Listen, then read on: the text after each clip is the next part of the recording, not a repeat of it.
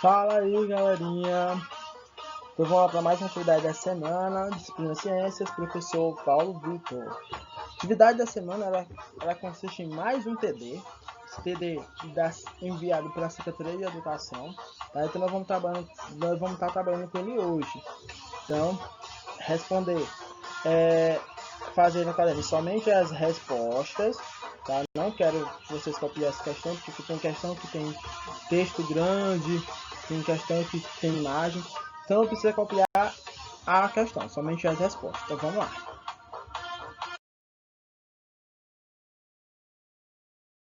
Questão de número 1. Tem um texto. Esse meu texto ele fala sobre as ariranhas, né, que são mamíferos que vivem no Pantanal. Aí elas caçam em bando, se alimentam de peixes, como traíras. As traíras já se alimentam de pequenas larvas de outros peixes. E essas larvas já se alimentam de algas. Tudo isso no meio do Pantanal. Tá? Então vamos lá para os itens. O item A fala o seguinte: qual é o tipo de relação estabelecida entre os seres vivos mencionados no texto? Então, qual é o tipo de relação? Qual é a relação que liga um ser vivo com o outro? Tá? Então você pode ler o texto com calma. Eu também vou disponibilizar o material em imagem. Você pode ler o texto com calma e você responder essa questão bem facilzinho. Você vai só entender o texto e ver qual a relação, o que ele tem em comum, tá? E no meu item B, ele pede para você fazer uma cadeia alimentar. Então você vai construir uma cadeia alimentar que tenha a ariranha, as traíras, as larvas dos peixes e as algas. Então você vai fazer a cadeia alimentar do jeito que é para ser, tá ok? Então essa é a questão de número 1. Questão de número 2 fala o seguinte: observe o esquema de uma cadeia alimentar e em seguida assinale a alternativa correta. Então você vai marcar a alternativa correta, mas você não vai marcar, você vai escrever a afirmação por inteira no caderno. Não quero que você escreva somente o item, quero que você escreva a alternativa inteira, tá? Então vamos lá. Então, mamão, sabiá, serpente e coruja.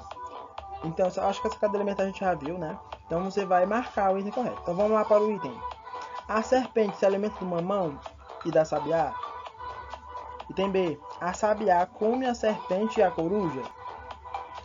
Item C. A sabiá, serpente e a coruja se alimentam do mamão. O mamão serve de alimento para o sabiá. Então você vai marcar, você vai ver o item correto e vai marcar.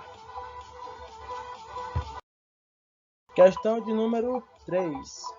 Fala o seguinte: então o texto: desmatamento de uma grande área para a implementação de pastagem destinada à criação de gado fez com que várias espécies, como veados, ficassem sem seu abrigo e sem alimento. Por isso, o número de veados diminuiu muito na região. A quantidade de onças que se alimentavam dos veados também caiu.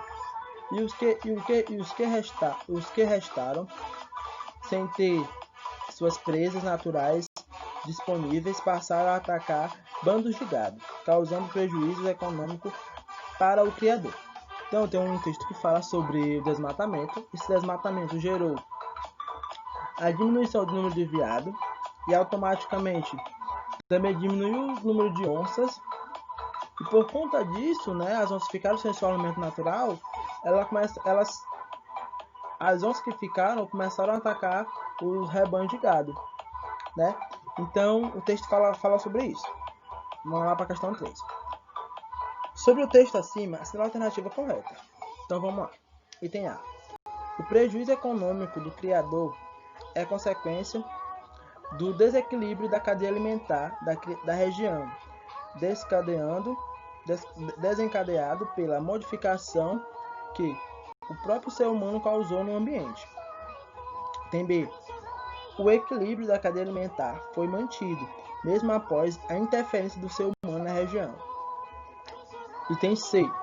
Na cadeia alimentar descrita, as onças são consumidores e os veados e o gado são produtores. Lógico que não, né? O gado se alimenta de pasto, por isso por isso provocou o desequilíbrio da cadeia alimentar na região?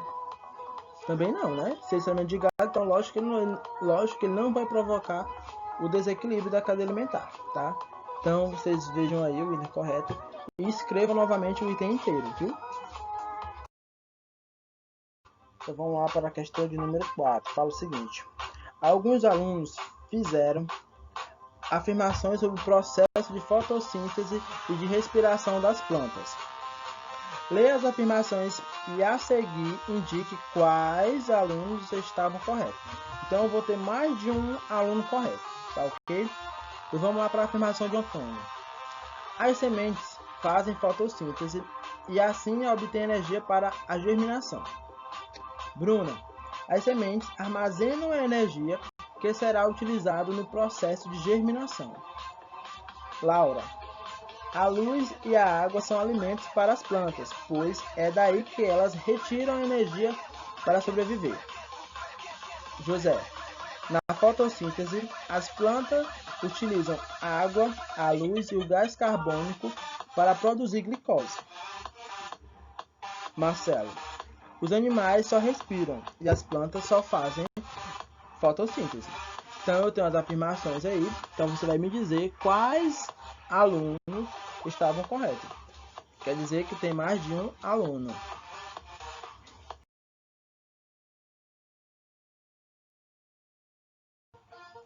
Questão de número 5. Vamos lá. A principal causa do aquecimento global é o acúmulo excessivo de gás carbônico na atmosfera da Terra. Um presidente de um país preocupado com essa consequência desse fenômeno, com as consequências desse fenômeno, definiu algumas metas para tentar diminuir o problema. Entre essas metas está o reflorestamento de grandes áreas do território.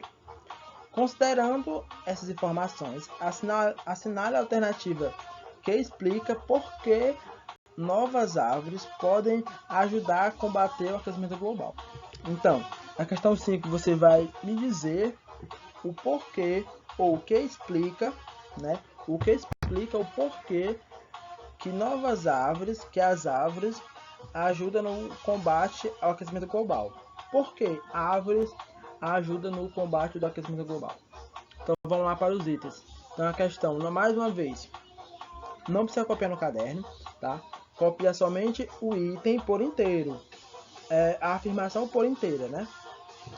No item A fala o seguinte: as plantas utilizam gás carbônico durante a sua respiração. Item B: as plantas respiram somente durante a noite, portanto libera menos gás carbônico para o ambiente. Item C: ao realizar a fotossíntese, as plantas retiram o gás carbônico do ar, diminuindo a concentração na atmosfera. Item D: as plantas se alimentam de gás carbônico, diminuindo a concentração na atmosfera. Então eu tive aí, né? Então você vai ver qual é o item correto e vai escrever no caderno por inteiro, o item por inteiro. Questão de número 6. Então eu tenho uma imagem aí que fala, eu tenho uma cadeia alimentar, tá? E sobre essa cadeia alimentar você vai marcar verdadeiro ou falso. Então vamos lá para as afirmações. As plantas sempre serão organismos produtores? Será que as plantas somente serão organismos produtores?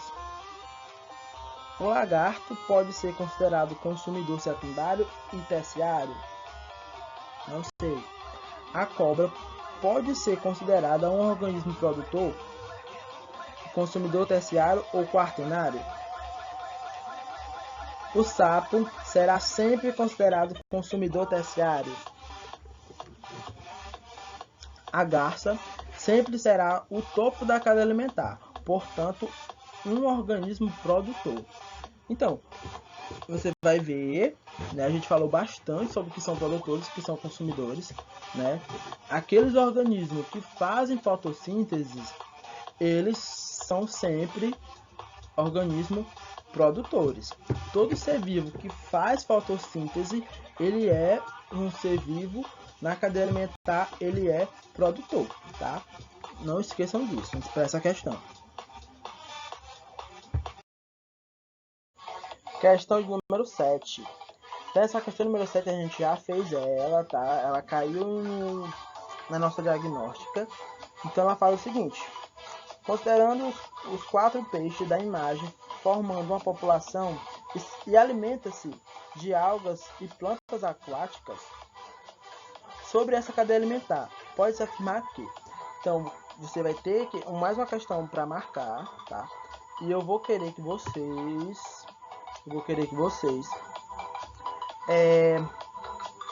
escrevam no caderno o item que você acha que é correto, tá? Então, só vou ter um item correto. A gente já fez ela. Então, vamos lá para os itens. O item A fala o seguinte: os peixes podem ser considerados consumidores secundários. Será que os peixes são considerados, nessa imagem, os peixes são considerados consumidores secundários? B. O jacaré pode ser considerado um consumidor terciário. Será que o jacaré pode ser considerado um consumidor terciário? C. As algas e as plantas aquáticas são consumidores primários. Será que a alga e a planta é consumidor?